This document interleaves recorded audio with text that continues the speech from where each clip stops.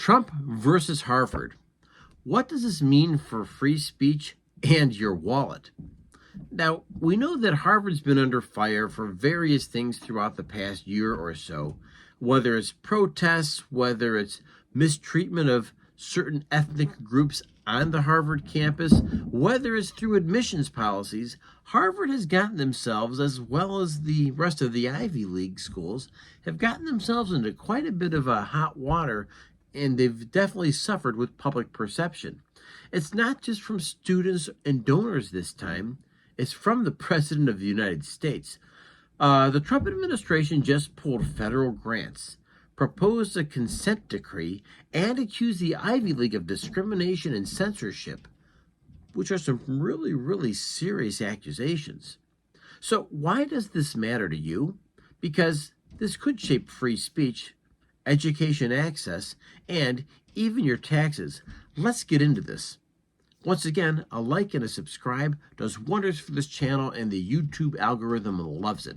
So what exactly is happening on Harvard that's got people upset and a lot of media coverage? Here's what we know. Donald Trump has the Department of Justice really demanding viewpoint diversity and an end to race-based admissions at places like Columbia and Harvard, who are both seen as questionable actors in this space. Federal grants are now on hold, threatening research and financial aid. A consent decree would place Harvard under court monitoring, something normally reserved for criminal cases or civil rights violations.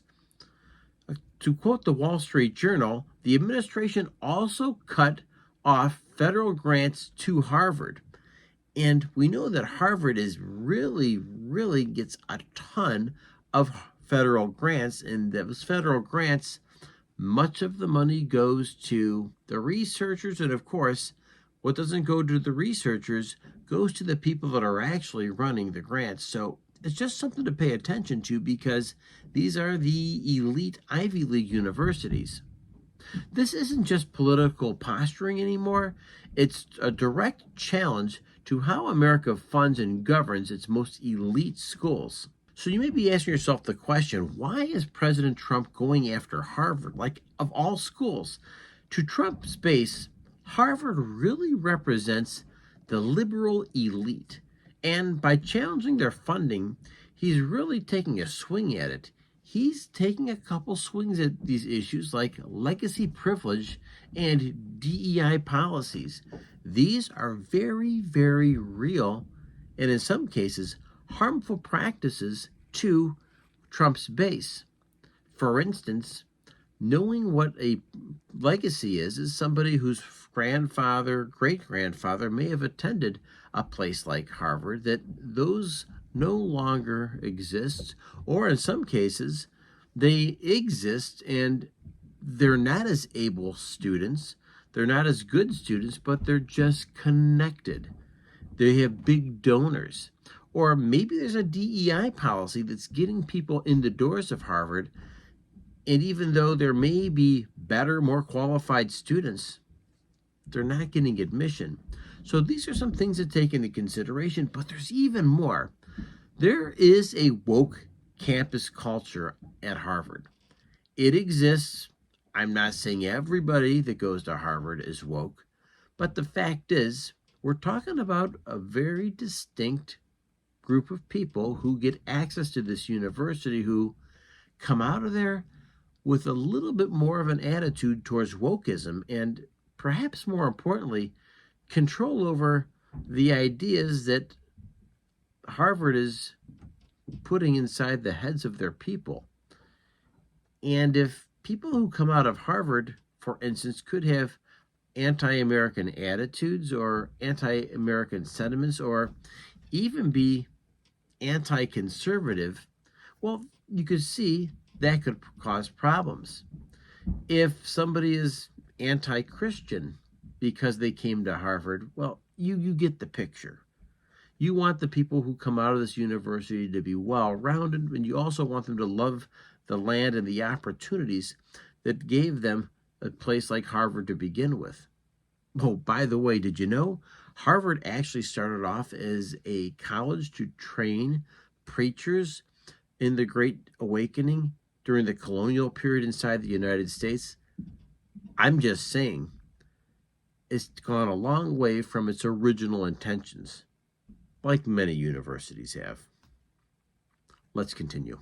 So, what's really happening here, right out in front of us, is that there's a battle being fought, and it could become a national precedent to how much influence Washington has over private institutions.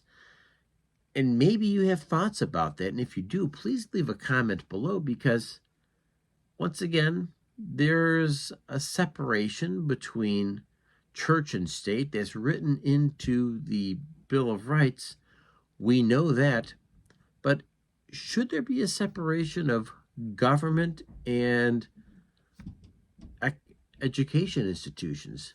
That's a bigger question. And is there a place where educational institutions should say no to government money altogether and just be self-funded? Or is the fact that the government's funding these people and the institutions are getting a little bit more aggressive and sometimes even anti-government? These are great things to take into consideration as we continue the story. So what does this mean to you? If you're a parent or a student, expect college admissions and aid policies to shift. And they're shifting once again right here, right now. And there's new attitudes for sure. And everybody doesn't understand right from wrong, but it seems that everybody understands money signs. And when the government threatens to cut their funding, you get a lot of people's attention. If you're a taxpayer, this fight could determine where billions of education grants go and whether schools can lose them over their politics and some of the monkey business that goes on right there on campus, particularly some of the pervasive attitudes that may be against certain groups of people inside the United States. And if you care about free speech, this could be a slippery slope, right? Will the government get to decide what qualities and what qualities should be practiced on college? And maybe just as equal, what exactly is diversity viewpoints? This becomes a kind of a slippery slope, doesn't it? So this isn't just about Harvard. It's about power. It's about money. It's about influence. And it's also about the country that you live in. Are we at a place now where things are just going to change? Is there a culture that exists that is forcing this change? And should the colleges resist the changes that are coming from the White House and from Washington, D.C.? In closing, do you think Harvard's actually going to cave to D.C. pressures, or are they going to fight back? Should elite universities be held accountable if they silence dissent? Should they be forced to treat everybody fairly on their campuses? Or was it okay to have anti-Israel protests last year like they did?